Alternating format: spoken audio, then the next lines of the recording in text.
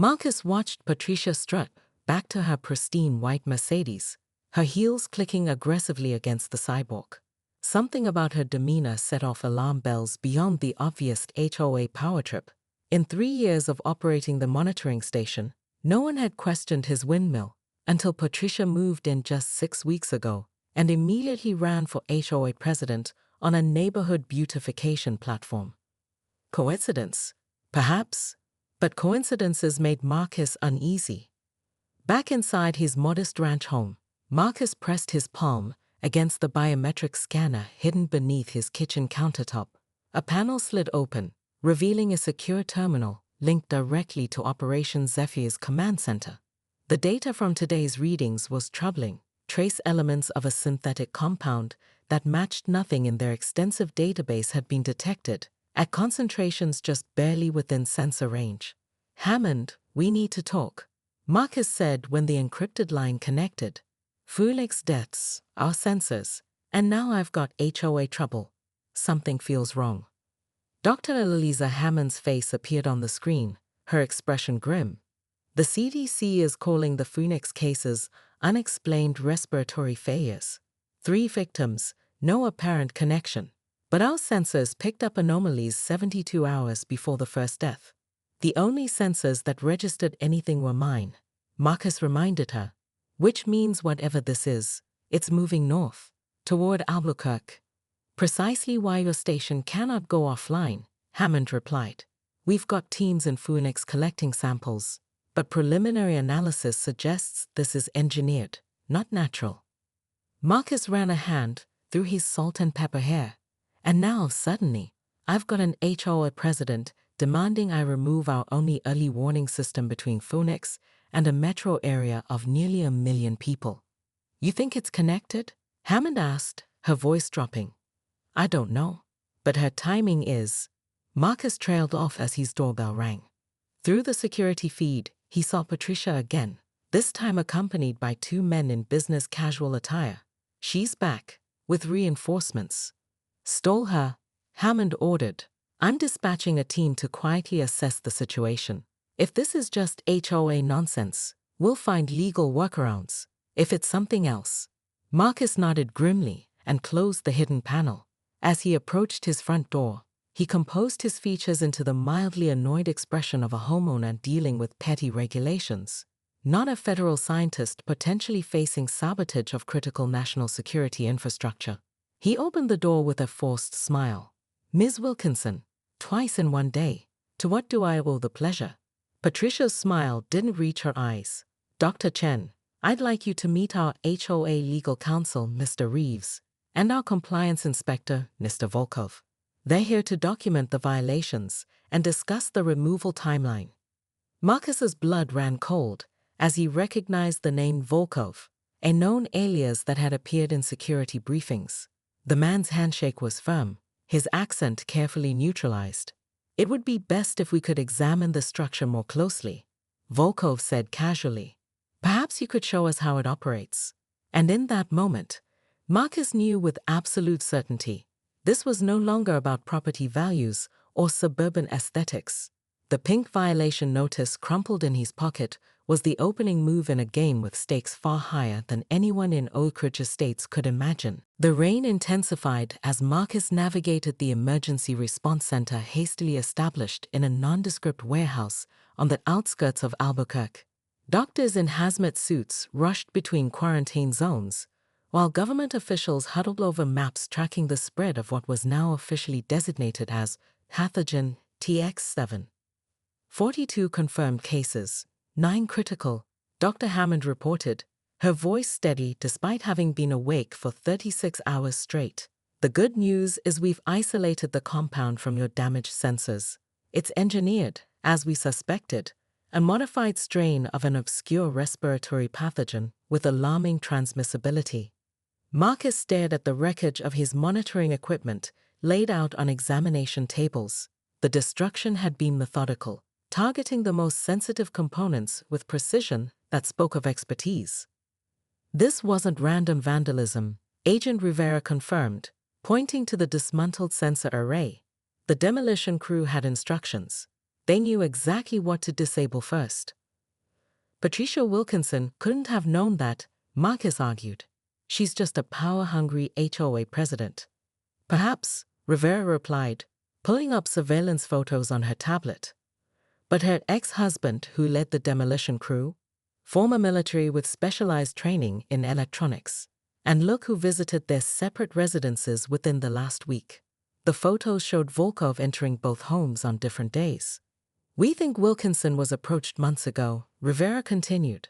Foreign intelligence identified your windmill as government equipment, but needed to understand its purpose. They manipulated her existing tendencies, her obsession with neighborhood aesthetics, her need for control, and gradually positioned her as their unwitting asset. The perfect cover, Hammond added grimly. Who would suspect a bioterrorism attack was facilitated by a suburban HOA dispute? Marcus's phone buzzed with a news alert. Race PIOAT or AOUTBREK SPRE to he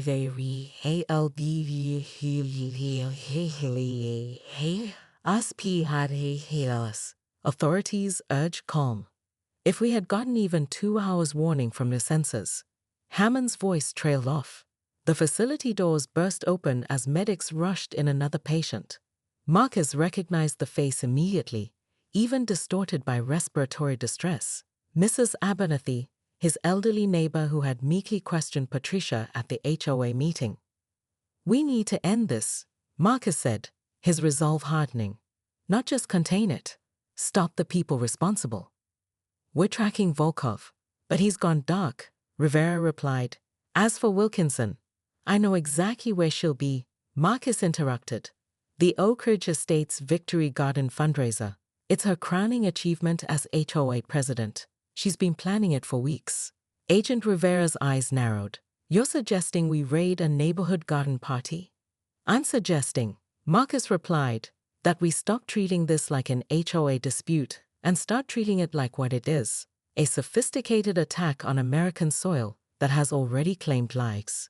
As if to punctuate his words, the medical team's frantic efforts to revive Mrs. Abernathy ceased, the monitor's steady tone announcing another casualty.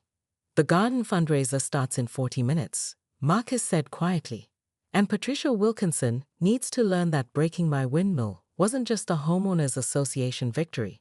It was an act of terror against her own community. The rain had stopped by the time the tactical team assembled, replaced by an eerie stillness that seemed to hold its breath in anticipation of justice long overdue. The Victory Garden fundraiser at the Oak Ridge Country Club was everything Patricia Wilkinson had envisioned: white linen tablecloths, crystal champagne flutes, and string quartet playing softly in the background. The community's most influential residents mingled on the terrace, overlooking meticulously landscaped gardens, all carefully designed to Patricia's exacting standards. Your attention, everyone. Patricia tapped her glass with a silver spoon, commanding the room with practiced authority. Thanks to our neighborhood beautification initiative, property values in Oak Ridge Estates have increased by 7% this quarter alone. Polite applause rippled through the gathering. Patricia's smile widened. By removing ISOs and enforcing our aesthetic standards, we've created the most desirable community in the greater Albuquerque area. I'm particularly proud of our recent success in eliminating a dangerous and unsightly structure on Sagebrush Lane. As if on cue, the French doors at the back of the terrace swung open. Conversations faltered as Agent Rivera strode in, flanked by federal officers in tactical gear. Behind them came Marcus, his face grim. Patricia Wilkinson. Rivera's voice cut through the sudden silence. Federal agents, we need you to come with us immediately. Patricia's champagne glass froze halfway to her lips. What is the meaning of this? This is a private event. Ma'am, we're investigating your connection to a bioterrorism attack currently affecting Albuquerque, Rivera stated, her voice carrying across the now silent terrace. The structure you ordered destroyed on Dr. Chen's property was a federal early warning system designed to detect exactly the pathogen now spreading through the city. Gasps and murmurs erupted among the guests. Patricia's face flushed crimson. That's preposterous. I was enforcing HOA regulations. Tell them, Pritchard, she demanded, turning to the HOA attorney, who suddenly seemed very interested in examining his shoes. We have evidence, Rivera continued implacably, that you were manipulated by foreign operatives who identified the monitoring system and used your position to disable it precisely when it was most needed. Marcus stepped forward, his voice quiet but carrying. 12 people have died, Patricia, including Mrs. Abernathy from Juniper Street. Remember her?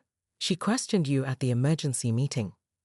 The color drained from Patricia's face. That can't be right. I was protecting our property values. One of the guests, a surgeon at Albuquerque General, spoke up. I was called in this morning for emergency respiratory cases. Are you saying those patients are connected to? He gestured at Patricia, unable to complete the thought. The destruction of federal bioterrorism detection equipment critically delayed our response time, Rivera confirmed. Hours that cost lives. Patricia's carefully constructed world collapsed around her. Her neighbors, the very people whose approval she had craved, were backing away as if she carried the contagion herself. I didn't know, she whispered, her imperious demeanor crumbling. How could I have known? That's what we need to discuss, Rivera replied, nodding to her agents. Along with your communications with Alexei Volkov and the $50,000 deposit to your Cayman account. As the federal agents escorted Patricia from her triumphant fundraiser, she caught a final glimpse of the community she had sought to control, now staring at her with horror and disgust. No HOA regulation or property value could shield her from what she had unwittingly become, an accessory to mass casualties in her own cherished community. In her pursuit of the perfect neighborhood, Patricia Wilkinson had facilitated something monstrous, and no appeal to the board could overturn these consequences. Marcus maintained his composure during the inspection, watching Volkov's hands like a hawk whenever they came near the windmill's critical components. The man moved with practiced efficiency, his questions seemingly innocent, but precisely targeted at the device's capabilities. This weather vane, it rotates independently of the main blades?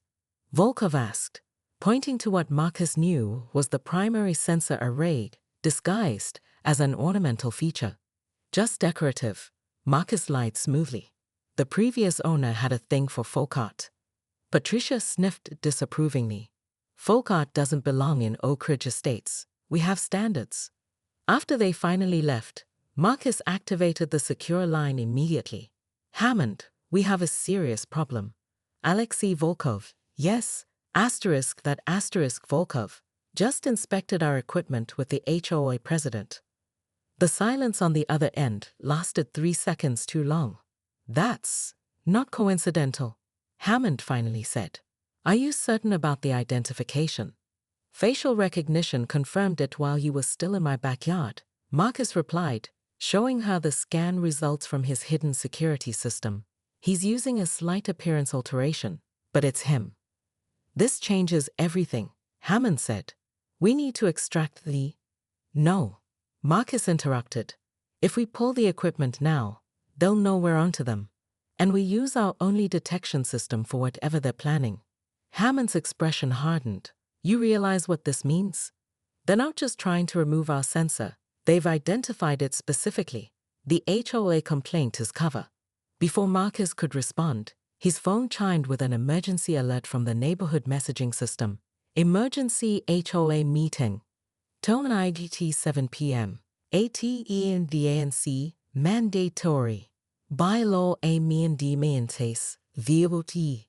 They're accelerating their timeline, Marcus muttered. I need backup at this meeting. Impossible without compromising the operation, Hammond replied. But we'll have surveillance in place. Stall them, Marcus. Whatever they're planning in Albuquerque, those sensors are our only early warning. The community center buzzed with unusual energy when Marcus arrived that evening. Residents who normally skipped HOA meetings had turned out in force, many looking confused about the emergency session. Patricia presided at the front, her red blazer a beacon of authority. Thank you all for coming, she began smoothly. We have an urgent safety matter requiring immediate action. Marcus scanned the room. noting Volkov and 3 unfamiliar men positioned at strategic points, all with the same military straight posture that no civilian training could quite replicate. Our property inspector has identified a serious structural hazard at 1476 Sagebrush Lane. Patricia continued, clicking to a slide showing Marcus's windmill.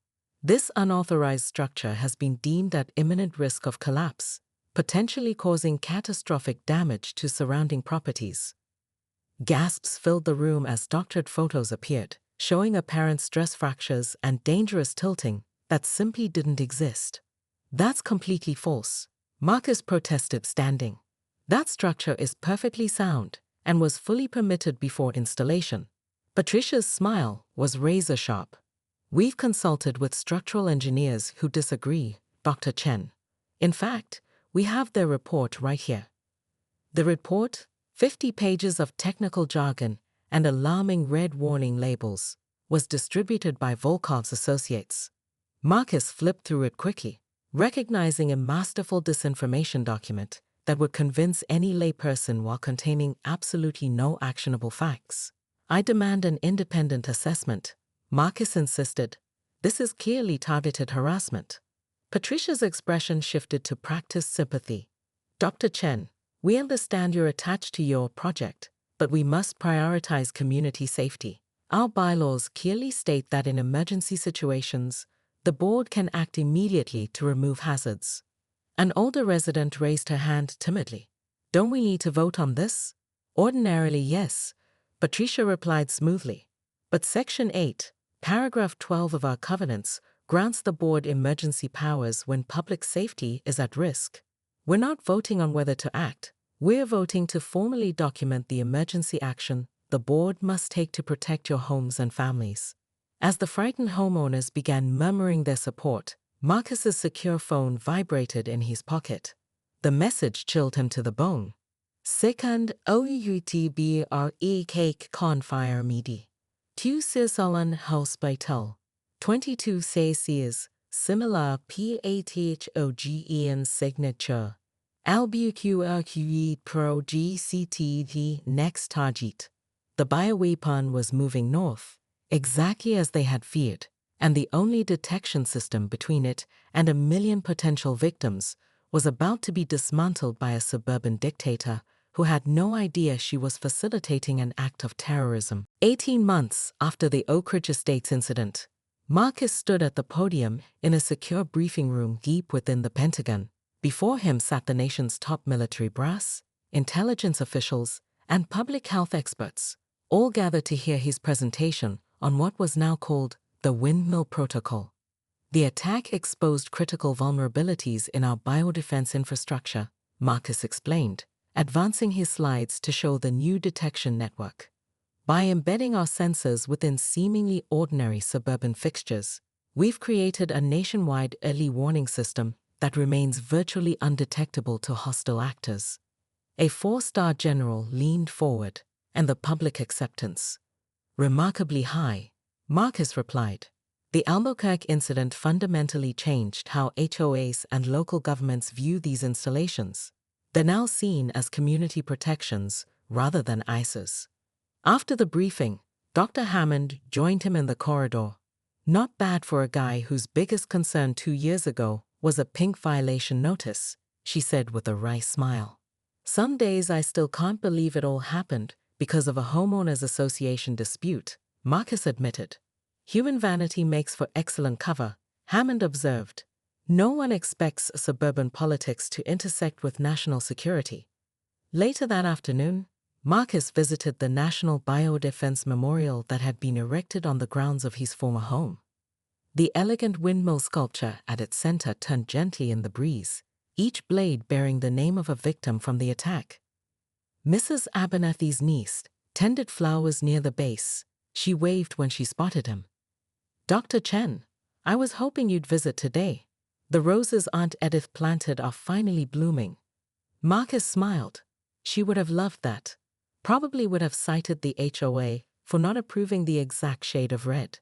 They shared a knowing laugh. The new Oak Ridge Estates HOA, led by community volunteers with federal oversight, had become a model of reasonable governance. Across town, in the minimum security women's correctional facility, Patricia Wilkinson completed her daily community service assignment in the prison garden. Her 7-year sentence had been reduced in exchange for her cooperation in tracking down the foreign operatives who had manipulated her. Her therapist had helped her understand how her pathological need for control and perfection had made her an ideal target for exploitation. Still, in her darkest moments, Patricia wondered if she would ever forgive herself for the lives lost because of her actions. That evening, as Marcus packed the last of his belongings for his new position at Homeland Security Headquarters, he paused at the small windmill replica on his desk, a reminder of how ordinary objects could conceal extraordinary purposes. His secure phone chimed with a message from Agent Rivera. Operation Desert Sentinel, expanded to 50 cities today. Your windmill design now protecting 40 million Americans. Marcus smiled as he placed the replica carefully in his briefcase.